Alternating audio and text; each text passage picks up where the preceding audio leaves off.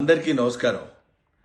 నేను ఇవాళ పొద్దున్నే నిద్ర లేవగానే ఒక వీడియో చూసుకుని నవ్వుకున్నాను.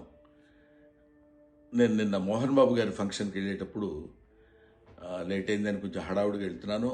అంతలోకే దయాన్ని ఎదురయ్యాడు. ఏదో పిచ్చపాటే మాట్లాడుకున్న తర్వాత రాన్న ఫోటో తీసుకుందాం అంటే వద్దండి ఫోటో వద్దే అని చెప్పేసి నేను చకచక లోపలికి వెళ్ళిపోయాను.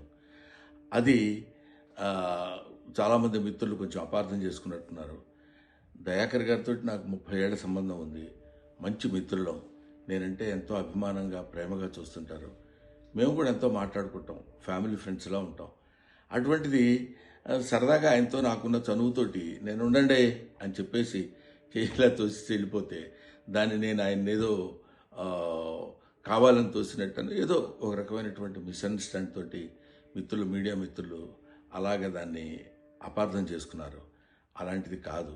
ఆ తర్వాత కూడా ఫంక్షన్లో నేను ఆయన చాలాసేపు మాట్లాడుకున్నాం. అంతకుముందు మాట్లాడుకున్నాం. ఫంక్షన్ అయిపోయిన తర్వాత కూడా మేము మాట్లాడుకున్నాం. కానీ ఇది పొద్దునే చూడగానే ఆయన నేను చూసుకొని నవ్వుకున్నాం కూడా. ఇది చూడడానికి మిత్రమా ఇట్లాగ అనుకున్నారు అన్న ఇట్లాగే దీన్ని మిస్అండర్స్టాండ్ చేసుకున్నారని ఆయన అంటే నేను కూడా ఎంతో అయ్యో ఇదేంటి ఇలా జరిగిందని ఆయన్ని ఎక్కడ అపార్థం చేసుకుంటారో అని అలాంటిది కాదు అని చెప్పడానికి క్లారిటీ ఇవ్వడానికి మాత్రం మీ అందరికీ ఫోన్ చేసి చెప్తున్నాను. దయచేసి అలాంటిది ఏం లేదు, మిస్అండర్స్టాండ్ చేసుకోవద్దు.